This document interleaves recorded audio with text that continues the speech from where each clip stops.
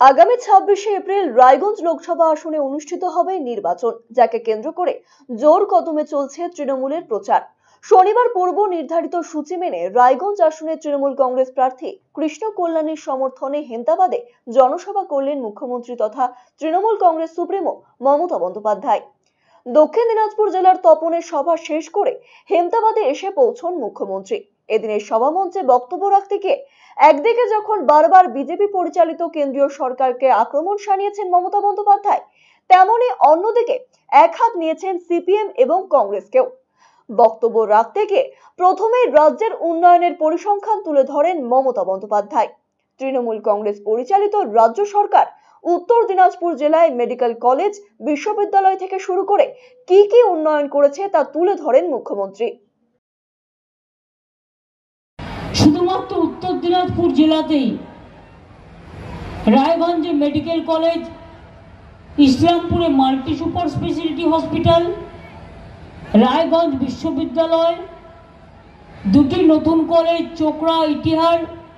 চোপড়া ইটাহার, ইসলামপুরে Haldibari industrial estate, 14,000 unit তৈরি করা হয়েছে, 16টি এমএসএমই ক্লাস্টার তৈরি করা হয়েছে, কালিয়াগঞ্জ ব্লকে মেগা ক্লাস্টার তৈরি করা হয়েছে, নতুন সাবস্টেশন করা হয়েছে, নতুন পুলিশ জেলা করা হয়েছে ইসলামপুর, রায়গঞ্জ নতুন পুলিশ মহিলা থানা হয়েছে, সাইবার ক্রাইম থানা হয়েছে, রায়গঞ্জ স্টেডিয়ামের মান উন্নয়নের জন্য ইসলামপুরেও এবং প্রায় 10 কোটি টাকা দিয়ে নতুন স্টেডিয়াম কর্ণজোড়াতে 600 আসন বিশিষ্ট করা হয়েছে।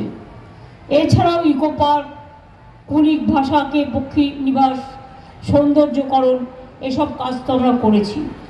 তিনি জানিয়েছেন, আমাদের সরকার আশা, আইসিডিএস, রাধুনী সহ একাধিক ক্ষেত্রে সাম্মানিক বৃদ্ধি করেছে। এর আগে এই কেন্দ্রে বিজেপির সাংসদ ছিলেন, তিনি মন্ত্রীও হয়েছিলেন। তিনি কোন কাজটি করেছেন, এমনই প্রশ্ন ছুড়ে দেন মমতা বন্দ্যোপাধ্যায়।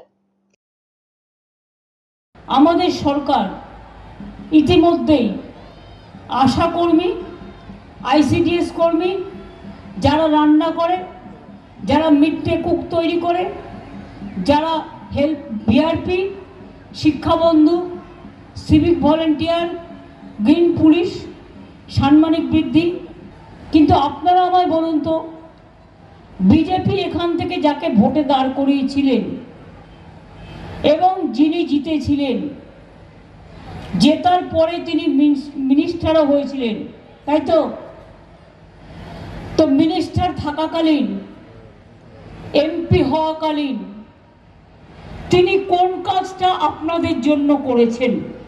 মুখ্যমন্ত্রী আরো জানিয়েছেন, বাংলার সরকার গণতান্ত্রিক সরকার, বিজেপির চাকর বাকর নয়। মানুষের যেটাতে লাভ হবে আমাদের সরকার তাই করবে। এদিন কেন্দ্রীয় সরকারের আয়ুষ্মান ভারত প্রকল্পের সমালোচনায় সরব হন মমতা বন্দ্যোপাধ্যায়। তিনি জানিয়েছেন, চকলেট বোম ফাটালেও অ্যারেস্ট করছে, মধ্যরাতে বিজেপির পুলিশ নিয়ে ঢুকেছে, আমাদের বুথ প্রেসিডেন্টকে অ্যারেস্ট করেছে। তৃণমূলের নেতারা অ্যারেস্ট হলেও সিপিএম কংগ্রেস নেতারা অ্যারেস্ট হচ্ছে না। এই রাজ্যে সিএএ হবে না, আমরা ডিটেনশন ক্যাম্প করতে দেব না। কেন আমাদের অনেক দলীয় নেতাকে গ্রেফতার করছেন, আমাদের ব্লক প্রেসিডেন্টকে গ্রেফতার করছেন, বুথ প্রেসিডেন্টদের গ্রেফতার করছেন, এজেন্টদের গ্রেফতার করছেন? আপনি কি ভাবেন গদ্দার বলে দিল আর এদের গ্রেফতার করলেই আপনার বাক্সে ভোট পড়ে যাবে? আমাদের কর্মীদের যখন গ্রেফতার করে নেবে, বাড়ির মা বোনেরা এজেন্ট হয়ে বসবে, একটাও বিজেপি যাতে ভাগে ভোট দিতে না পারে সেটার লক্ষ্য রাখবে। তৃণমূলের এত বুথ কর্মী অ্যারেস্ট, এত নেতা অ্যারেস্ট, সিপিএম এর কোন নেতা অ্যারেস্ট হয়েছে? সবচেয়ে বড় চোরকা পার্টি 34 বছর খুন করে জ্বালিয়ে পুড়িয়ে কংগ্রেসের জোড়া মার্ডার করার নেতারা অ্যারেস্ট হয়েছে? হয়নি। যত রাগ তৃণমূলের ওপরে, কারণ জানে তৃণমূলের গ্যারেন্টি এনআরসি আসলে আমরা করতে দেব না, আমরা মানুষকে ভাগাতে দেব না, আমরা ডিটেনশন ক্যাম্প করতে দেব না। পরিষ্কার বলে রাখছি, আমরা মানুষের উপর অত্যাচার করতে দেব না, পরিষ্কার বলে রাখছি। তিনি আরো জানিয়েছেন, তৃণমূল সরকার আছে বলে লক্ষ্মীর ভান্ডার, কন্যাশ্রী, শিক্ষাশ্রী চলছে ও চলবেই। মোদীকে বলুন তুমি দেশ বাঁচাও, কিন্তু দেশ বেচবে না। হেমতাবাদের জনসভা থেকে এমনটাই বললেন মুখ্যমন্ত্রী। মনে রাখবেন, তৃণমূল কংগ্রেস সরকার আছে বলেই লক্ষ্মীর ভান্ডার চলছে এবং চলবে, কন্যাশ্রী চলছে এবং চলবে, শিক্ষাশ্রী চলছে এবং চলবে। মোদীকে বলুন তুমি দেশ বাঁচাবে, দেশ বেচবে না, এই গ্যারান্টি আগে মানুষকে দাও।